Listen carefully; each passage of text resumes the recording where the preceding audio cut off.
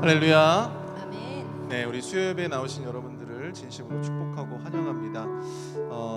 우리 한 주간 동안 지치고 상한 우리의 심령 가운데 오늘 예배를 통해서, 오늘 찬양을 통해서 하나님께서 우리에게 부어주시는 참된 희망과 또한 힘과 능력을 얻고 돌아가실 수 있는 저와 여러분들 수 있기를 축복합니다. 우리 시간 함께 우리에게 힘 주시고 능력 주시는 분, 나의 등 뒤에서 우리를 늘 함께 하시는 분, 우리 그분을 함께 찬양하겠습니다. 나의 등 뒤에서 우리 힘차게 박수 치면서 함께 찬송하겠습니다.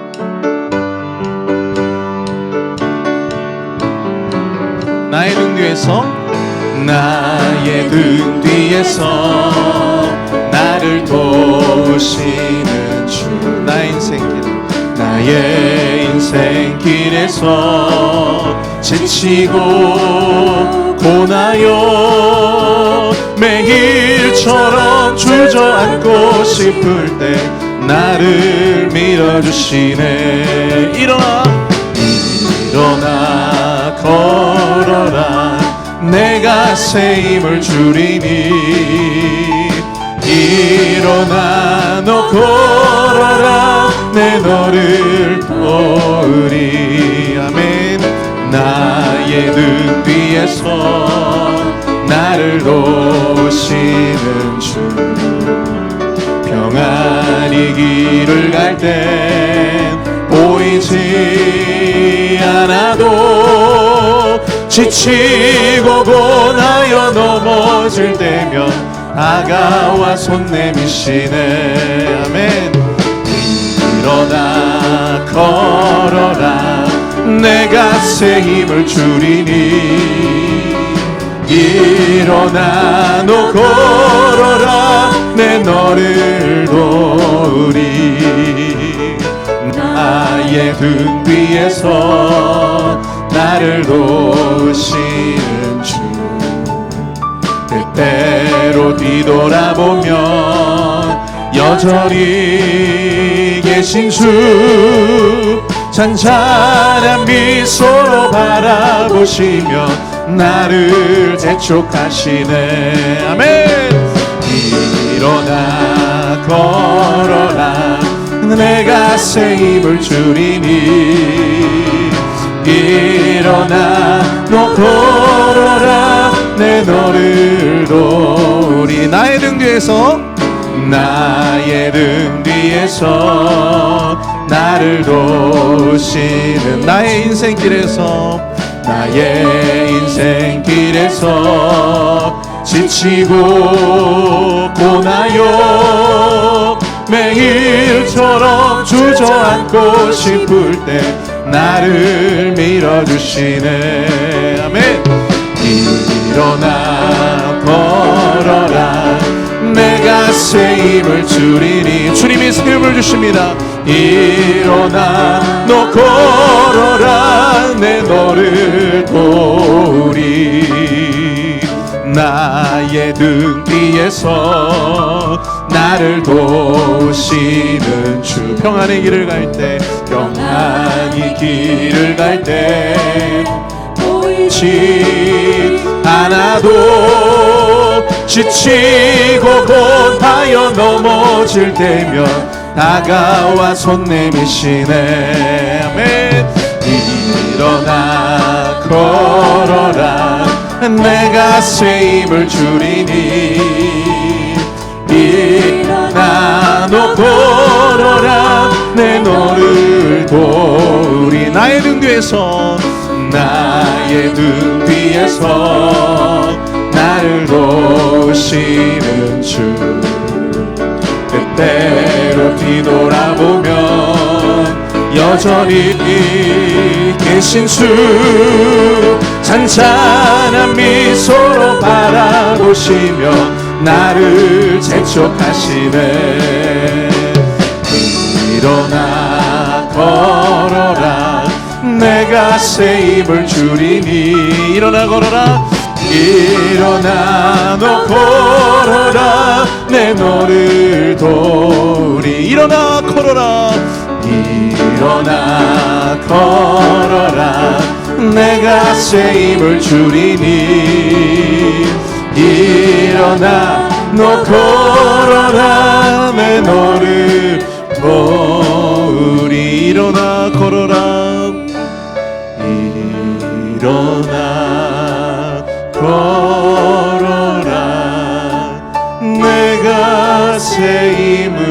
주리니. 아멘. 일어나 너 걸어라 내 너를 도. 우리 주님이 주신 음성이라 생각하며 다시 한번 고백합니다. 일어나 걸어라. 일어나. 우리에게 주시는 주님의 음성. 내가 새 힘을 주리니. 아멘. 일어나 너 걸어라 내 너를 도우리. 아멘. 우리 주님께서 우리에게 새 힘을 주실 줄로 믿습니다. 우리 지치고 또 곤배한 우리의 어깨를 토닥이면서 우리 주님께서 우리에게 새 힘을 주시고 우리에게 필요한 모든 것들을 우리 주님이 채워주실 줄로 믿습니다. 우리 시간 함께 비준비하시니 찬양을 할 텐데요. 우리 찬양은 오늘 이제 처음으로 여러분들과 함께 나누는 찬양인데 여러분들 한번 잘 들어보시면서 저희가 또 열린 찬양 예배 때도 이 곡을 할 거거든요. 그래서 이 찬양 함께 우리 고백하면서 함께 찬양하기 원합니다. 비준비하시니. 비준비하시니 찬양할게요. 집사님, 비준비하시니 찬양할게요. 비준비하시니.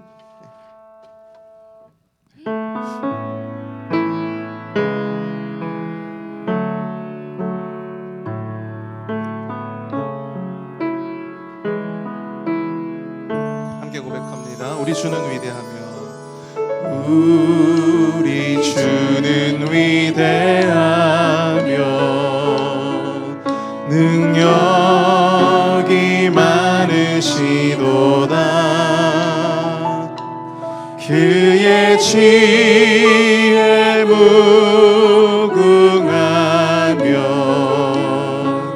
인자는 영원하도다. 상한 자들 고치시며 상한 자들 고치시며 상처를 싸매시도다. 별들의 수를 세시며 이름을 붙이셨도다. 그가 구름으로 하늘을 덮으시며 땅을 위하여 비준비하시니. 예루살렘아 여호와를 찬송할지어다. 내 하나님을 감사함으로 그 앞에 나가며 주 임재 앞에 경배해. 우리 주는 위대하며 능력이 많으시도다.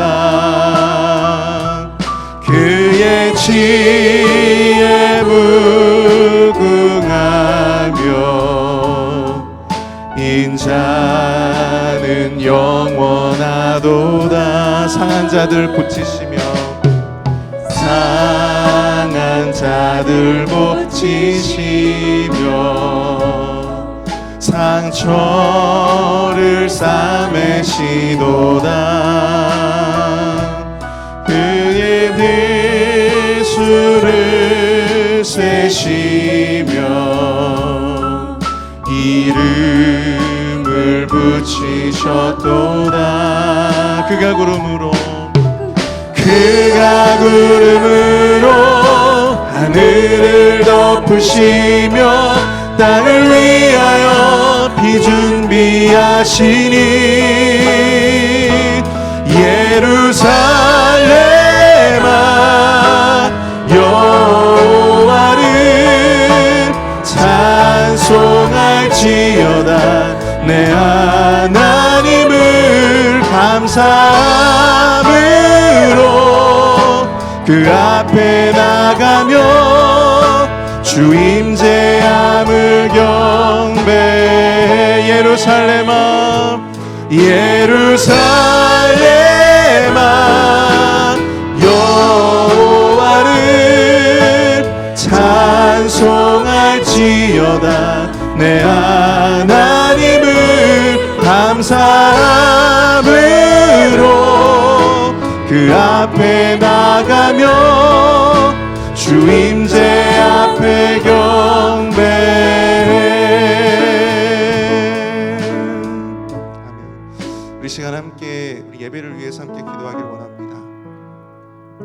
주님, 우리의 삶 가운데 모든 연약하고 부족함들, 또한 우리의 상한 심령들 다 주님 앞에 내려놓고 이 시간 함께 주님께 예배하길 원합니다. 이 예배를 통해서 주님이 우리를 위해서 준비하신 것들, 깨닫게 하시길 원하시는 것들, 우리의 충만함을 위하여 주님이 예비하신 모든 것들을 우리가 온전히 깨닫고 돌아갈 수 있는 예배 시간이 될 수 있게 하시며, 또 주님으로부터 받는 그 모든 은혜의 말씀들이 우리에게 큰 힘이 되고 능력이 될 수 있도록 주님 역사하여 주옵소서.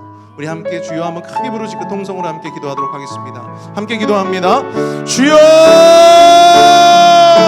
사랑의 은혜가 풍성하신 하나님 아버지, 은혜와 사랑을 감사합니다. 우리의 모든 삶을 주장하시며 인도하시는 주님, 우리의 상한 심령을 이 시간 주님 앞에 내려놓고 온전히 주님 앞에 예배하기를 원합니다.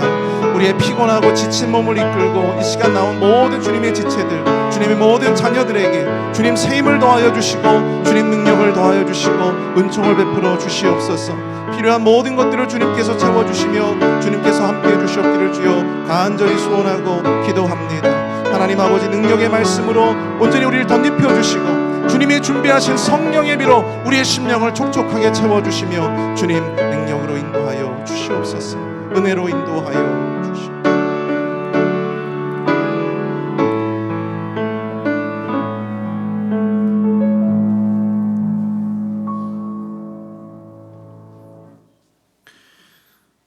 사랑의 주님, 오늘도 우리에게 생명을 주시고 주님의 전에 나와 예배하게 하시니 감사드립니다. 모순과 모호함이 뒤섞여 한 치 앞도 모르며 살아가는 이 불확실한 시대 속에서 우리가 온전히 붙잡아야 할 진리의 말씀이 있음을 믿습니다. 오직 예수 그리스도만이 나의 진정한 소망이 되는 줄로 믿습니다. 이 시간 우리에게 지혜의 말씀을 주시고 그 말씀을 통해서 우리가 더욱 이 시대 속에서 승리하는 그리스도인, 이기는 그리스도인으로 살아갈 수 있도록 능력으로 덧입혀 주옵소서. 예수님의 이름으로 감사하며 기도하옵나이다. 아멘. 오늘 우리에게 주시는 하나님의 말씀은 전도서 9장 11절부터 18절까지 말씀입니다. 전도서 9장 11절부터 18절까지 말씀. 주신 말씀 저와 여러분들이 교독하겠습니다. 마지막 절은 함께 읽도록 하겠습니다. 내가 다시 해 아래에서 보니 빠른 경주자들이라고 선착하는 것이 아니며 용사들이라고 전쟁에 승리하는 것이 아니며 지혜자들이라고 음식을 얻는 것도 아니며 명철자들이라고 재물을 얻는 것도 아니며 지식인들이라고 은총을 입는 것이 아니니 이는 시기와 기회는 그들 모두에게 임함이니라. 분명히 사람은 자기의 시기도 알지 못하나니 물고기들이 재난의 그물에 걸리고 새들이 올무에 걸림같이 인생들도 재앙의 날이 그들에게 호련히 임하면 거기에 걸리느니라. 내가 또 해 아래에서 지혜를 보고 내가 크게 여긴 것이 이러하니 인구가 많지 아니한 성읍에 큰 왕이 와서 그것을 에워싸고 큰 흉법을 쌓고 치고자 할 때 그 성읍 가운데 가난한 지혜자가 있어서 그의 지혜로 그 성읍을 건진 그것이라. 그러나 그 가난한 자를 기억하는 사람이 없었도다. 그러므로 내가 이르기를 지혜가 힘보다 나으나 지혜인데 지혜가 멸시를 받고 그들의 말들을 사람들이 듣지 아니한다 하였노라. 조용히 들리는 지혜자들의 말들이 우매한 자들을 다스리는 자의 호령보다 나으니라. 지혜가 무기보다 나으니라. 그러나 죄인 한 사람 하느니라. 아멘. 오늘 말씀의 제목은 초확실성의 시대를 살아가는 지혜입니다. 초불확실성의 시대를 살아가는 지혜. 1977년도에 우리 하버드 대학의 교수였던 존 케네스 갤브레이스라고 하는 교수가 불확실성의 시대라고 하는 책을 출간한 적이 있습니다. 두 차례 석유 파동으로 인해서 당시 전 세계의 경제 위기를 경험하고 있었던 시기였는데요. 그 책이 그야말로 선풍적인 인기를 끌게 되었습니다. 그래서 많은 이 경제 사상 쪽에서는 이 불확실성의 시대를 정의한 최초의 인물로 이야기를 하고 있어요. 근데 그로부터 40년이 지난 2017년도에 UC 버클리 대학의 이 베리 아이켄그린이 한 포럼에서 초불확실성의 시대에 대해서 이야기했습니다. 경제와 산업은 말할 것도 없고 또 사회와 종교 그리고 문화에 있어서 이 기존의 모든 사람들의 예상과 예측이 무의로 돌아가고 있는 그 어떤 것도 예측할 수 없고 예상할 수 없는 이 시대야말로 초불확실성의 시대다. 아무것도 보장되어 있는 것이 없다. 그런 이야기를 한 적이 있었습니다. 대한민국의 영화와 드라마가 전 세계인들에게 큰 인기를 끌고 있고 불과 얼마 전까지만 하더라도 반도체 제일이 어디였어요? 반도체 제일이 삼성이었잖아요. 근데 그건 옛말이 되어버렸습니다. 지금 TSMC라고 하는 대만의 반도체 제조업체에게 1위 자리를 뺏겼어요. 얼마 안 가서 우크라이나 러시아 간의 전쟁도 우크라이나의 패배로 끝날 것이라고 아마 금방 그 전쟁은 끝날 것이라고 많은 사람들이 예상을 했었습니다. 그런데 지금 그 전쟁을 지금까지도 하고 있죠. 모든 예상과 예측이 무의로 돌아가고 기존에는 상상할 수 없었던 일들이 현실을 대체하는 이 시대야말로 우리는 초불확실성의 시대다 말할 수 있을 것입니다. 그런데 지금으로부터 약 3,000년 전 세상의 불확실성을 일찍부터 깨닫고 말해왔던 한 사람이 있었습니다. 그 사람이 누굴까요? 바로 전도서의 기자인 솔로몬입니다. 그는 전도서를 통해서 인간의 지혜가 얼마나 헛되고 또 어리석은지 또 그것으로 말미암아 이 세상에 대한 예측과 예상이 얼마나 헛되고 허무한 것인지를 그는 이 전도서의 말씀을 통해서 계속해서 우리에게 주지시켜주고 있습니다. 그래서 오늘은 본문을 바탕으로 해서 모든 예상과 예측이 무의미해버린 이 세상의 초불확실성 속에서 우리 그리스도인들이 붙잡아야 할 영적인 지혜가 과연 무엇일까? 이 초불확실성의 시대를 살아가는 우리 현대 그리스도인들이 가져야 할 영적 지혜가 무엇인가? 우리 그것에 대해서 함께 살펴보고자 합니다. 오늘 그 지혜 첫 번째는 변수가 아닌 상수를 의지하라입니다. 변수가 아닌 상수를 의지하라. 오늘 보면 11절에서 전도서 기자는 이렇게 말씀하고 있습니다. 내가 다시 해 아래에서 보니 빠른 경주자들이라고 선착하는 것이 아니며 용사들이라고 전쟁에 승리하는 것이 아니며 지혜자들이라고 음식물을 얻는 것도 아니며 명철자라고 해서 재물을 얻는 것도 아니며 지식인들이라고 은총을 입는 것이 아니니 이는 시기와 기회는 그들 모두에게 임함이니라. 아멘. 전도서 기자는 인간의 능력에 따라 어떤 일의 그 성취나 보장이 되는 것이 아님을 5가지의 사례를 들어서 설명을 하고 있습니다. 경주자가 빠르다고 해서 먼저 도착하는 것이 아니고요.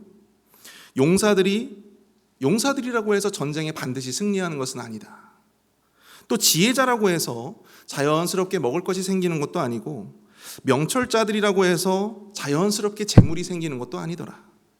지식을 가지고 있다고 해서 사람들로부터 은총을 받고 사랑을 받는 것도 아니다. 그렇게 이야기를 하고 있습니다. 그리고 11절 하반부에 보시면 이는 시기와 기회는 그들 모두에게 임함이니라 말씀하고 있어요. 여기서 이 시기와 기회가 모두에게 임한다라고 하는 히브리어 단어가요. 에트 와페아라고 하는 단어예요. 발음이 참 어려워요. 에트 와페가. 이것은 불행과 재난이라고 하는 의미로 우리가 해석이 가능합니다. 새 번역본과 공동 번역본을 보시면 이것을 불행과 재난으로 번역을 하고 있음을 볼 수가 있습니다. 이는 인간의 능력과는 상관없이 인간의 삶 가운데 불행과 재난이 예측할 수 없는 순간에 찾아온다라고 하는 이야기죠. 그리고 이것은 자연스럽게 12절로 이어져요. 12절 보십시오. 분명히 사람은 자기의 시기도 알지 못하나니 물고기들의 재난의 그물에 걸리고 새들이 올무에 걸림같이 인생들도 재앙의 날이 그들에게 호련히 임하면 거기에 걸리느니라. 11절과 12절의 의미를 종합해 보면 이렇습니다. 세상의 일이 인간의 능력에 따라 결정되지도 않고 또 불행과 재난이라고 하는 것도 그 능력과는 상관없이 모든 자들에게 임하는 것이다 라고 하는 것이죠. 결국 인간이 의지해야 할 것은 결국 자기 능력이 될 수 없다라고 하는 것입니다. 인간이 가진 어떠한 능력이 그 일의 성취를 보장해 주지는 않습니다. 그리고 다가올 불행과 재난을 막아주지도 못하죠. 여러분들, 우리가 천재지변이라고 말을 하잖아요. 천재지변이 많은가요? 아니면 인재가 더 많은가요? 그렇죠. 인재가 더 많죠. 그렇게 능력 있고 그렇게 대단한 사람들이 그 모든 것을 막아줄 수 있을 것처럼 보이지만 실상 우리의 삶을 위협하는 것은 천재지변이 아니라 거의 인재 많은 부분 우리의 삶이 위협에 노출된다라고 하는 것입니다. 우리의 능력, 우리가 가진 소유, 그 모든 것들은 지극히 우리의 삶의 변수가 될 수밖에 없습니다. 우리의 삶의 지극히 작은 변수에 불과해요. 상황에 따라서, 여건에 따라서 우리가 가진 능력은 시시각각 변합니다. 우리가 세상에 미칠 수 있는 영향력 또한 너무나 미천합니다. 그렇기 때문에 우리는 우리 능력의 변수를 의지할 것이 아니라 상수를 의지해야 할 줄로 믿습니다. 그 상수가 과연 누구실까요? 신명기 32장 39절 말씀에 이런 말씀이 있어요. 이제는 나 곧 내가 그인 줄 알라. 나 외에는 신이 없도다. 나는 죽이기도 하며 살리기도 하며 상하게도 하고 낫게도 하나니 내 손에서 능히 빼앗을 자가 없도다. 잠언 16장 9절. 사람이 마음으로 자기의 길을 계획할지라도 그의 걸음을 인도하시는 이는 여호와시니라. 아멘. 사랑하는 성도 여러분, 이 불확실성의 시대 속에서 우리는 과연 누구를 의지해야 합니까? 우리는 과연 무엇을 의지해야 합니까? 시시각각 상황에 따라서 변할 수밖에 없는 우리의 지혜와 우리의 능력을 의지해야 합니까? 우리는 오직 변하지 않는 신실함으로 지금도 이 세상을 다스리고 계시는 우리의 상수 되신 우리 주 여호와 하나님을 온전히 믿어야 할 줄로 믿습니다. 온전히 그 하나님만을 의지하고 그 하나님만을 의뢰해야 할 줄로 믿습니다. 이것이 바로 이 불확실성의 시대 속에서 우리 하나님의 자녀들이 가지고 있어야 할 가장 중요한 첫 번째 영적 지혜라는 것이죠. 목회를 하면서 미래에 대한 불안감으로 걱정이 많던 시절이 있었습니다. 그래서 목회자로서 나름 전문성을 가진 목회자가 되고 싶었어요. 전문성을 가진 목회자. 그래서 이 전임 사역을 하는 와중에 서울에서 시간을 쪼개가지고 상담 대학원에 진학을 했어요. 그래서 이 목회 상담을 공부를 했습니다. 그러면서 자연스럽게 부부와 가정 사역이라고 하는 부분에 분야에 관심을 갖게 되고 또 거기에 또 다양한 훈련들을 경험을 할 수 있게 되었습니다. 나름 목회의 전문 분야가 생기게 된 것이죠. 그런데 참 신기한 것이요.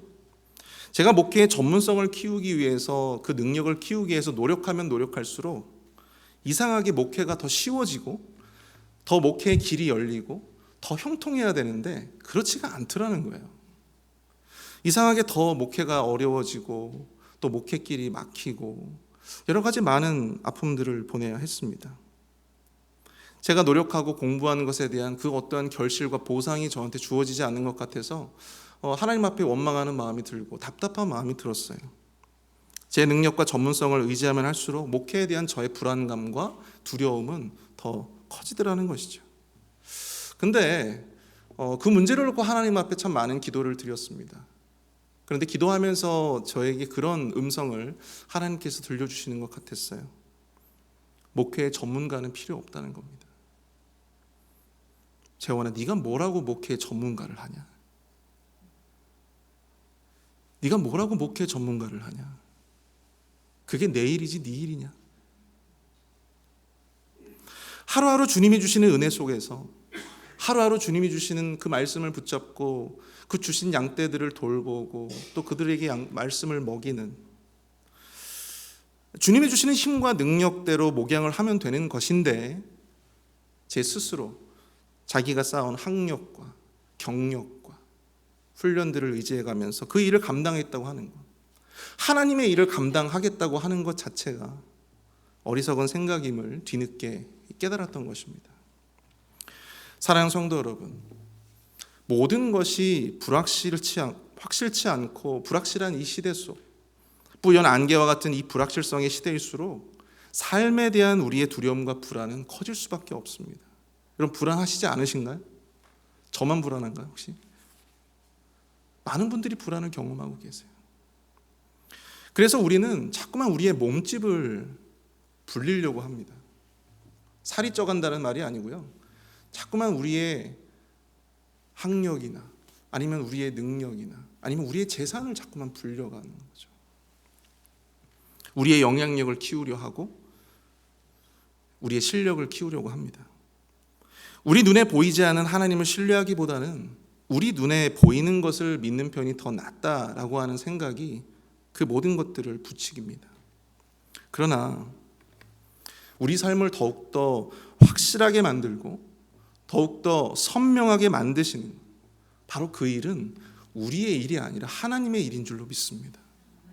우리의 삶의 이 불확실한 삶 속에서 그걸 모든 걸 선명하게 바꾸실 분은 바로 우리가 아니라 하나님의 일이라는 거죠. 오직 하나님밖에 없다라고 하는 것. 하나님을 향한 우리의 믿음을 우리가 키워야 합니다. 이 시대 속에서 우리의 재산을 불리고 우리의 몸집을 불리는 것이 아니라 하나님을 향한 우리의 믿음을 더욱더 키워야 하는 것입니다. 아무도 예측할 수 없는 이 두려움과 불안 속에서 하루하루 하나님으로부터 주어지는 그 은혜와 능력으로 살아가는 저와 여러분 될 수 있기를 간절히 축복합니다. 우리 두 번째로 외모가 아닌 본질에 집중하라입니다. 외모가 아닌 본질에 집중하라. 오늘 본문 16절을 보십시오.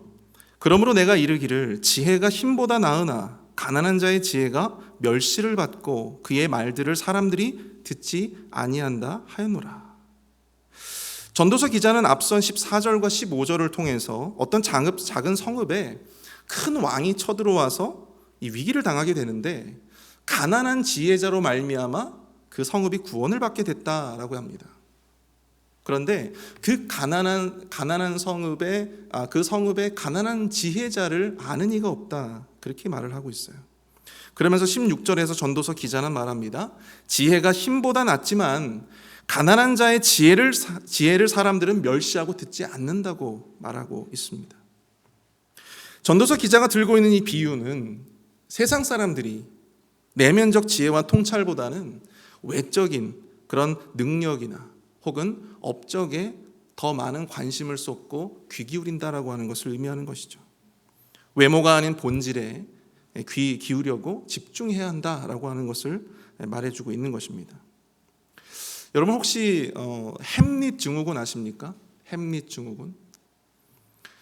여러분 햄릿을 누가 썼죠? 네, 잘하시네요. 네. 아마 읽어보신 분들도 있고 저처럼 안 읽어봤으면서 읽어본 척하는 사람도 있고. 여러분 햄릿이 그 유명한 그 대사를 이야기합니다. 여러분 기억하십니까? 사느냐 죽느냐 이것이, 그렇죠, 사느냐 죽느냐 이것이 문제로다. 무언가 쉽사리 결정을 내리지 못하는 사람들을 두고 그들의 심리적인 문제를 현대의학계에서 햄릿 증후군이다, 그렇게 표현을 하고 있습니다. 오늘날 참 많은 사람들이 이 선택을 하게 되죠. 선택 과잉의 시대입니다. 이 선택지가 많으면 더욱더 그 선택에 대한 우리의 만족도가 높이 올라가야 될 텐데 실상은 그렇지 않다고 합니다.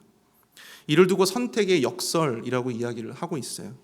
사회심리학자인 베리 슈워츠에 의하면 선택의 역설이 발생하는 이유가 바로 우리의 완벽주의 때문이다 이야기를 하고 있습니다. 완벽주의. 어떤 것을 우리가 이제 꼼꼼히 비교해서 이렇게 물건을 구매를 하잖아요. 근데 우리 선택지가 많으면 자꾸만 이 가장 어떻게 보면 꼼꼼하게 우리가 비교를 해서 선택을 함에도 불구하고 자꾸만 나머지 것들이 눈에 밟히는 거예요. 다른 것을 선택했으면 더 나은 선택이 될 수 있었을지 몰라. 그러면서 자기 선택을 자꾸만 의심하는 거예요. 우리가 보면 남의 떡이 더 먹기도 좋다 이런 이야기 있잖아요. 다른 사람이 한 선택이 더 나아 보이는 거예요. 자기가 한 선택보다. 더 나은 선택이 있을지 모른다라고 하는 생각 때문에 진정한 자기 만족을 이루지 못하는 것입니다. 사랑하는 성도 여러분, 우리는 매일 선택의 순간을 마주합니다. 그리고 그 선택에는 알게 모르게 영향을 미치는 무언가가 있어요. 바로 기준이라고 하는 것입니다. 우리의 삶의 모든 선택에 영향을 미치는 그 기준, 그것이 과연 무엇입니까? 창세기 3장 6절을 보시면 인류 역사상 최악의 선택이라 불릴 만한 한 사건이 등장합니다. 무엇일까요? 바로 아담과 하와의 선악과 사건입니다. 여자가 그 나무를 본즉 먹음직도 하고 보암직도 하고 지혜롭게 할 만큼 탐스럽기도 한 나무인 여자가 그 열매를 따먹고 자기와 함께 있는 남편에게도 주매 그도 먹은지라. 그들이 했던 선택의 기준이라고 하는 것은 결코 하나님이 아니었습니다. 하나님의 약속도 아니었고 하나님의 말씀도 아니었습니다. 오로지 자기 눈에 보여진, 자기 눈에 만족스러운 외모, 자신의 탐욕과 교만함이 그 기준이 되어서 인류 최악의 선택을 하고 만 것이죠. 고린도전서 1장 25절 말씀에 이런 말씀이 있어요. 하나님의 어리석음이 사람보다 지혜롭고 하나님의 약하심이 사람보다 강하니라. 27절에는요. 그러나 하나님께서 세상에 미련한 것들을 택하사 지혜 있는 자들을 부끄럽게 하려 하시고 세상에 약한 것들을 택하사 강한 것들을 부끄럽게 하려 하시며. 때로 하나님의 지혜는 세상에서 안 통할 것 같습니다. 때로 하나님의 지혜, 하나님의 방식은 너무나 세상 가운데에서 보잘것없고 약해 보일 때가 있어요. 하나님의 지혜로 세상을 살아가는 것은 무능력해 보이고 하나님의 능력으로 세상을 살아가도 될런지 걱정스러운 마음이 우리 가운데 찾아올 때도 있습니다.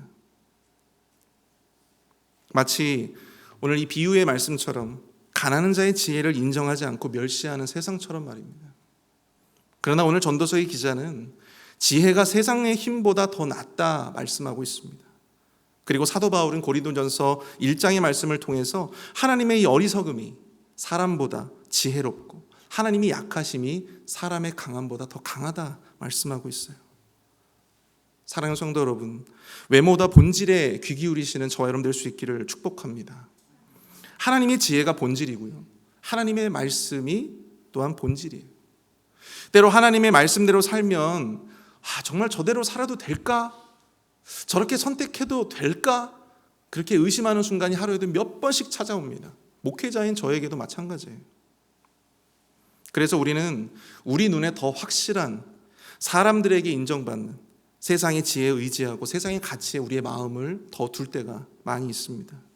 그러나 이내에 우리는 깨달을 수밖에 없어요. 우리가 추구해왔던 것들이, 우리가 지향해왔던 것들이, 우리가 선택해왔던 것들이 얼마나 허약하고 얼마나 보잘것없었는지. 사랑하는 성도 여러분, 우리가 추구해왔던 것들, 그 모든 것들을 이 시간 과감히 주님 앞에 내려놓고 하나님의 지혜를 선택하시는 저 여러분 될 수 있기를 축복합니다. 본질을 택하시는 저와 여러분들이 될 수 있기를 기도합니다. 하나님의 지혜는 인간의 지혜를 부끄럽게 하십니다. 하나님의 능력은 인간의 능력을 부끄럽게 하세요. 가시적인 세상의 지혜에 마음을 두지 마시고 우리 강하신 하나님의 말씀과 그 지혜에 따라서 사시는 저와 여러분 될 수 있기를 축복합니다. 우리 마지막으로 얻게 되는 영적인 지혜는요, 바로 결과가 아닌 목적에 주목하라입니다. 결과가 아닌 목적에 주목하라. 전도서 기자는 오늘 본문을 마무리하면서 18절에서 이렇게 말씀하고 있습니다. 지혜가 무기보다 나으니라. 그러나 죄인 한 사람이 많은 선을 무너지게 하느니라. 앞서 말씀들을 통해서 전도서 기자는 하나님의 지혜가 그 어떤 것보다 우월하다 말씀하고 있습니다. 그런데 그 말씀을 마무리하면서 한 사람의 지혜자로 인해서 성읍이 구원을 받았던 것처럼 한 사람의 우매자로 인해서 그 우매함으로 인해서 이 지혜자가 쌓아왔던 그 모든 선한 것들이 한순간에 무너질 수도 있다라고 하는 것을 또한 경고하고 있다라고 하는 것입니다. 우매한 자들에 의해서 행해줄 수 있는 무시와 반대 그리고 멸시, 방해 등으로 말미암아 비롯되는 예기치 못한 결과들을 우리가 맞이하게 될 수도 있다라고 하는 것이죠. 우리가 하나님의 지혜를 의지하며 살아가고자 할 때 그에 합당한 선한 결실들을 우리의 삶 가운데 충만하게 거두시는 저와 여러분 될 수 있기를 축복합니다. 그러나 세상 속에서 그 선한 결실들을 잃어버린다고 해도 여러분들 실망하지 마시기를 바랍니다. 우리가 사는 세상이 그런 세상이에요. 세상은 하나님의 지혜에 귀 기울이려고 하지도 않고 또 그것으로 인해서 이 세상에서 하나님의 지혜로 살아보려고 하는 많은 사람들을 건드립니다. 그들을 무시하고 또한 그들을 방해합니다. 예전에 섬기던 교회에 담임 목사님께서 부흥 강사셨어요. 그런데 그분이 설교하실 때마다 아주 습관적으로 하시는 멘트가 있습니다. 그 멘트가 이래요. 여러분, 사탄이도 바빠요. 사탄이도 바빠요. 아무나 안 건드려요. 열매 없는 나무는 흔들지도 않아요. 사탄이도 바쁘답니다. 열매 있는 사람들, 열매 없는 사람들은요 건들지도 않아요. 방해하지도 않아요. 그들의 삶은 늘 평안합니다. 목사님 제 삶은 너무 평안해요. 여러분 그게 좋은 게 아니에요. 열매 있는 사람들 그리고 정말 하나님의 지혜로 살아보려고 노력하는 사람들 여러분 사탄이 가만 내버려 두지 않습니다. 사탄과 우매한 자들 그들의 무시와 반대와 멸시는 하나님의 지혜를 통해서 이룬 우리의 결과들 우리의 선한 업적들 그 모든 것들을 순식간에 날려버릴 수도 있는 힘을 가지고 있습니다. 그러한 결과를 목도하면서 우리 하나님의 사람들은 실망할 수 있어요. 하나님의 지혜를 의지한 결과가 고작 이겁니까? 실패한 자신뿐만 아니라 하나님께 원망을 표현하기도 합니다. 하나님 고작 이렇게 살게 하시려고 저에게 꿈을 주시고 저에게 희망을 주셨습니까? 우리는 이러한 실패와 혹은 실망에 익숙해져야 합니다.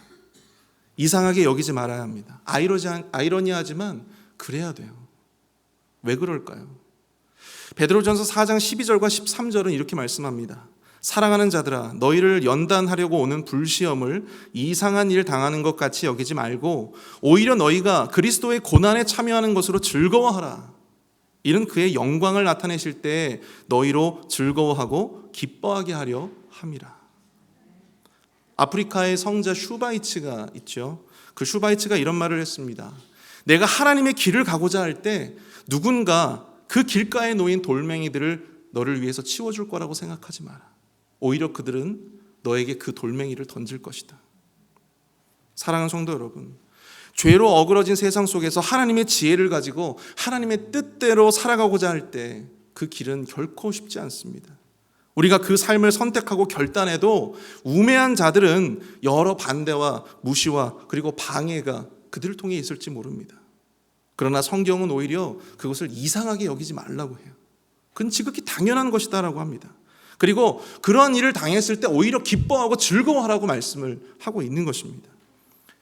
야고보서 1장 12절 말씀, 시험을 참는 자는 복이 있나니 이는 시련을 견디어낸 자가 주께서 자기를 사랑하는 자들에게 약속하신 생명의 면류관을 얻을 것이기 때문이다. 어떤 분들과 제가 대화를 나누다가요 이런 말씀을 하시는 걸 들은 적이 있어요. 무엇이 하나님의 뜻인가를 분별할 때 그분은 자기만의 그런 분명한 기준이 있더라고요. 아마 여러분들도 있을 것 같습니다. 근데 이분은 그랬어요. 저는 무언가를 결정할 때 일이 순조롭게 진행되면 그것이 곧 하나님의 뜻이라고 생각합니다. 조금이라도 불편하거나 조금이라도 어그러짐이 있으면 저는 하지 않아요. 그건 하나님이 원하시지 않는 일이라고 생각해요. 여러분 어떻게 생각하십니까? 아마 우리 가운데에도 이러한 방식으로 선택의 기준을 정하시는 분들이 있을지 모르겠어요. 근데 여러분, 예수님을 한번 볼까요? 예수님의 길은 모든 길이 다 반대의 길이었습니다. 가는 곳마다 사람들의 반대가 있었어요. 가는 곳마다 예수님을 시험하는 자들이 있었습니다. 결국 예수님의 길, 그 끝은 십자가에서 죄수의 몸으로 찢겨져서 비참하게 죽는 것이었습니다. 살아생전 사람들의 반대와 미움 속에서 비참하게 그 생을 마감하신 거예요. 그건 예수님을 따르던 제자들의 인생도 마찬가지였습니다. 평생 이방인을 위한 선교의 그릇으로 쓰임받았던 사도 바울의 삶을 보십시오. 가는 곳곳마다 그에게 돌을 던지고 가는 곳곳마다 그를 반대하는 세력들이 있었습니다. 아마 그들이 하나님의 뜻을 생각하며 나아갈 때, 이것이 하나님의 뜻이구나 라고 하는 어떤 분명한 기준을 정할 때, 그들이 뭔가 내 삶에 순조로움이 있고 평안하고 그런 쪽으로 만약에 그들이 선택했더라면 지금 우리는 이 순간 이 자리에 있을 수 있었을까요? 아마 우린 지금도 복음을 알지 못하고 있었을 겁니다. 사랑하는 성도 여러분, 하나님의 지혜로 세상을 살아도 우리가 사는 세상은 결코 녹록지 않습니다. 하나님의 지혜를 가지고 살아가는 우리를 시기하고 질투하는 자들도 있고, 그들의 방해와 또한 그들이 놓은 그 올무와 그물들로 인해서 우리의 삶에 큰 위협이 닥칠 수도 있어요. 근데 여러분, 우리가 사는 그 결과에 여러분들 주목하지 마십시오. 그 결과가 주는 실망에도 여러분들 익숙해지십시오. 오로지 우리가 장차 누리게 될 궁극적인 목적에 집중하실 수 있기를 바랍니다. 그 목적을 여러분들 주목하시기를 바랍니다. 우리 믿는 자에게 목적이 무엇입니까? 우리 믿는 자들이 가질 수 있는 그 궁극적인 목적이 무엇입니까? 그것은 바로 세상에 있는 것이 아니라 하나님께 있는 것이요, 세상이 주는 것이 아니라 하나님께로부터 나오는 바로 그것입니다. 육의 복이 아닌 영의 복이 우리의 궁극적인 목적임을 여러분들 기억하실 수 있길 축복합니다. 세상에서 얻는 결과물로 인해서 우리가 일희일비하지 말고 궁극적으로 우리가 누리게 될, 주님의 약속 안에서 우리가 누리게 될 그 영의 복, 하나님의 복을 추구하는 저와 여러분 될 수 있기를 축복합니다. 그리고 이것이 이 불확실성의 시대, 너무나도 불확실한 이 시대 속에서 우리가 내려야 할 가장 지혜로운 선택이 될 수 있음을 여러분들 꼭 기억하실 수 있기를 축복합니다. 우리 함께 이 시간 말씀을 생각하면서 함께 우리 찬양하길 원하는데요, 우리 아까 찬양했던 비준비하시니 이 찬양을 함께 고백하길 원합니다. 여러분, 우리 주님께서는 이미 다 우리를 위한 모든 플랜을 다 가지고 계세요. 믿으십니까? 우리 하나님께서는요, 우리에게 무엇이 필요한지 또 무엇이 중요한지를 이미 다 알고 계세요.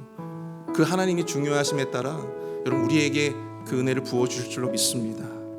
우리 그 하나님을 묵상하면서 함께 우리 고백하며 찬송하길 원합니다. 비준비하시니.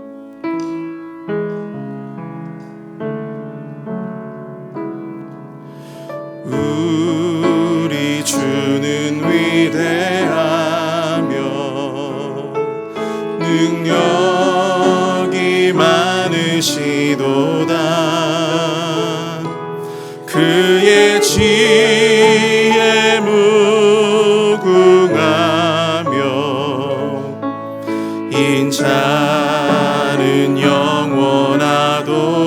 상한 자들 고치시며 상한 자들 고치시며 상처를 싸매시도다. 별들의 수를 세시며 이름을 붙이셨도다. 그가 구름으로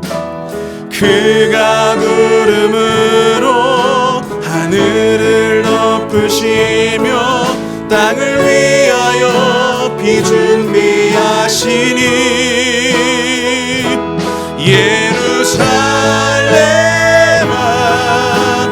여호와를 찬송할지어다.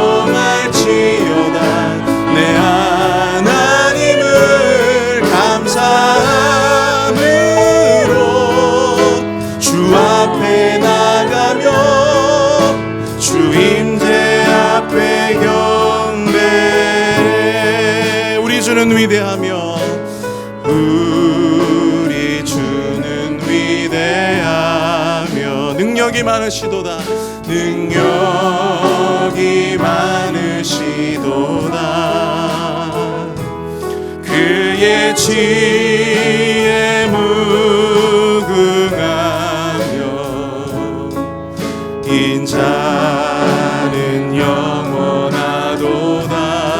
상한 자들 살리시며 상한 자들 고치시며 상처를 싸매시도다. 별들의 수를 세시며 이름을 붙이셨도다. 그가 구름으로 하늘을 덮으시며 땅을 위하여 비 준비하시니 아멘. 예루살렘아 여호와를 찬송할지어다. 내 하나님을 감사함으로 그 앞에 나가면 주 임재 앞에 경배해. 예루살렘아 살렘아 여호와를 찬송할지어다. 찬송할지어다. 내 하나님을 감사함으로 주 앞에 나가면 주 임재 앞에 경배. 주 임재 앞에 경배. 주 임재 앞에 경배. 주 임재 앞에 경배. 주 임재 앞에 경배.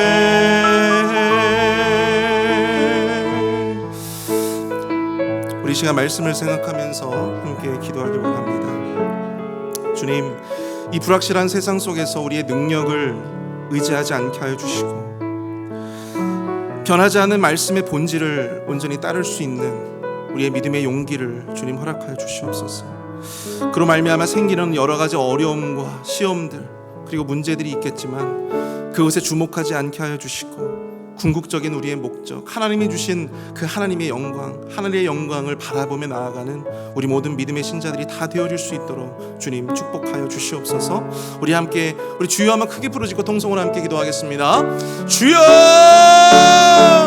사랑을 풍성하신 하나님 아버지, 은혜와 사랑을 감사합니다. 하나님 아버지, 불확실한 시대 속에서 우리가 온전히 의지해야 하고 바라야 하는 온전한 대상이 누구인지를 분명히 깨달을 수 있도록 주님 역사하여 주시옵소서. 하나님 아버지, 늘 시시각각 변할 수밖에 없는 우리의 능력을 의지하지 않게 도와주시고 우리의 감정을 의지하지 않게 하시며 온전히 주님을 바라보며 주의 말씀의 본질을 따르며 나아갈 수 있는 우리의 삶이 되어지게 하여 주시옵소서. 하나님의 지혜를 따르며 살아갈 수 있도록 주님 역사하여 주시옵소서. 여러 가지 삶의 어려움이 있겠지만 그럼에도 불구하고 하나님의 지혜를 선택하며 하나님의 지혜의 방향으로 나아가는 우리의 삶이 되어질 수 있도록 주님 역사하여 주시옵소서. 하나님 아버지, 그것이 이 불확실성의 시대 속에서 우리가 가져야 할 분명한 영적인 지혜임을 믿습니다. 그것이 가장 전한 선생님을 우리가 기억할 수 있도록 주님 인도하여 주시옵소서. 우리 시간 이어서 함께 기도할 때 우리 질병으로 말미암아 고통당하고 있는 우리 성도들을 위해서 함께 기도했으면 좋겠습니다. 지금 담석을 앓고 있는 우리 최를 위해서 기도하길 원합니다. 오수덕 집사님의 남편 우리 최를 위해서 기도해 주시고, 우리 호흡곤란과 발작이 있어서 검진을 앞두고 있는 우리 링 노리스를 위해서도 함께 기도해 주십시오. 수술 후에 회복을 기다리는 송윤숙 자매, 그리고 장남숙 성도님의 남편분을 위해서도 함께 기도해 주시기를 부탁을 드립니다. 이 밖에 우리가 함께 나누진 못했지만 우리가 생각하고 있는 많은 육신적인 연약함으로 말미암아 고통당하고 있는 성도님들 한 분 한 분 우리가 생각하면서 우리 마음으로 그들을 온전히 그 하나님께서 그들을 치유해 주시고 온전히 회복시켜 주시기를 원하는 마음으로 함께 우리 통성으로 기도하도록 하겠습니다. 사랑과 은혜가 풍성하신 하나님 아버지, 은혜와 사랑 감사합니다. 주님, 질병으로 말미암아 고통당하고 있는 많은 주님의 형제와 자매들이 있습니다. 주님, 그들의 눈물이 있습니다. 하나님 아버지, 주님께서 그들의 눈물을 닦아주시고 그들의 외침 가운데 주님 그 외침을 들어주시며 귀 기울여주시며 아버지 그들의 심령을 만져주시고 그의 육신에 주님의 피 묻은 손으로 안수하여 주셔서 깨끗하게 치유되고 회복되어질 수 있도록 주님 역사하여 주시옵소서. 불확실함 속에서 두려움에 떨고 있을 그들의 심령을 주여 위로하여 주시고 그들의 마음 가운데 평안을 주시며 아버지 용기를 더하여 주시고 소망함으로 나아갈 수 있도록 주님 역사하여 주시옵소서. 그 모든 질병으로부터 벗어나서 자유롭게 주님을 예배하며 섬길 수 있도록 주여 능력의 발로 붙들어 주시고 인도해 주시옵기를 소원합니다. 우리 교회 아버지 하나님의 육신의 연약함으로 또한 경제적인 연약함으로 말미암아 관계적인 어려움으로 말미암아 고통당하고 있는 성도님들이 있습니까? 아버지 신앙과 믿음의 문제로 말미암아 고통당하고 고민하고 있는 성도들이 있습니까? 주여 한 사람 한 사람 주님께서 붙들어 주시고 그들에게 필요한 것들을 채워주시며 그들에게 필요한 영적 지혜를 주님 허락하여 주시옵소서. 역사하여 주시옵기를 소원합니다. 우리 마지막으로 우리 교회를 위해서 기도합니다. 우리 2023년도 우리 교회가 더욱더 부흥하고 성장할 수 있도록 도와주시고 우리 담임 목사님을 비롯해서 우리 모든 중직자들 성도님들 한 분 한 분이 그 가정과 사역 가운데 더욱더 그 은혜와 복이 더해져 갈 수 있는 확장되어 갈 수 있도록 역사하여 달라고, 또 이들의 섬김을 통해서 우리 교회가 더욱더 영적으로 바로 설 수 있도록 주님 인도해 달라고, 또 특별히 이 시간 담임 목사님을 위해서 기도할 때 우리 목사님 이번 주 금요일에 오시게 되는데 이제 내일 한국에서 비행기를 타십니다. 그래서 오는 그 모든 여정 가운데 주님께서 함께 해주시고 안전하게 교회로 돌아오실 수 있도록 인도해 달라고, 우리 함께 교회를 위해서 함께 동성으로 기도하도록 하겠습니다. 사랑 은혜가 풍성하신 하나님, 은혜와 사랑 감사합니다. 우리 교회를 위해서 기도합니다. 우리 교회에 세워진 모든 일꾼들을 위해서 기도합니다. 담임 목사님부터 모든 성도님들에 이르기까지 모든 중직자들 한 분 한 분 주님께서 은혜로 함께 해주셔서 그분들의 사역을 통하여 섬김을 통하여 우리 교회가 더욱더 부흥하며 성장할 수 있도록 도와주시고 이들의 섬김을 통해서 우리 교회가 더욱더 영적으로 바로 설 수 있도록 주님 역사하여 주시옵소서. 하나님 아버지, 담임 목사님 또한 내일 비행기를 타시고 금요일에 도착을 하시게 됩니다. 하나님 아버지, 모시는 모든 여정 가운데 주님께서 함께 해주시고 아버지 안전하게 돌아오실 수 있도록 피곤치 않도록 주님께서 붙들어 주시고 주님 역사하여 주시옵소서. 우리 교회 모든 예배와 모든 사역 가운데 주님께서 함께 해주시고 은혜 베풀어 주시옵기를 주님 간절히 소원합니다. 주님 역사하여 주시옵소서. 하나님 아버지, 주님 우리 교회를 더욱더 든든하게 세워주시고 이 지역에 필요한 교회로, 위대한 교회로 주님께서 세워주시고 역사하여 주시옵기를 주여 간절히 소원합니다. 아버지 하나님, 그 기도에 주님 응답하여 주시옵소서. 아버지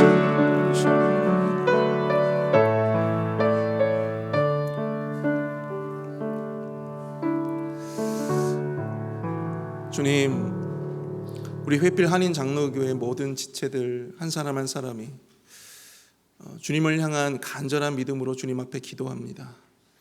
이 간절한 기도의 제목들을 주님 응답하여 주시고 이 불확실함 속에서도 우리가 온전히 주님을 부르짖고 또 주님을 향해서 간구할 수 있는 이유는 오직 이 세상을 주관하시는 이는 여호와 하나님 한 분밖에 없음을 고백하기 때문입니다.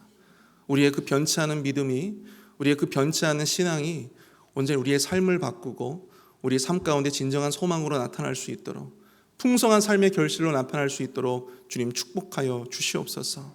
특별히 바쁜 시간을 내어서 이 시간, 이 추움에도 불구하고 이 자리에 나와서 함께 예배하는 우리 모든 지체들을 축복합니다. 주님, 온전히 영상으로 함께하는 우리 모든 지체들을 축복합니다. 주님 역사하여 주셔서 이들의 모든 예배를 주님 기뻐 받아주신 줄로 믿습니다. 지금은 우리 구주 예수 그리스도의 은혜와 아들을 주시기까지 우리를 사랑해 주신 하나님의 무한하신 사랑하심과 성령님의 감화감동, 위로교통, 축복하심의 은총이 이 시간 주의 말씀을 붙잡고 살아가고자 결단하는 우리 모든 회필 한인 장로교회 성도님들과 저들의 가정과 자녀, 교회와 사역, 그리고 선교지들 위해 이제로부터 영원토록 함께 하실지어다. 아멘.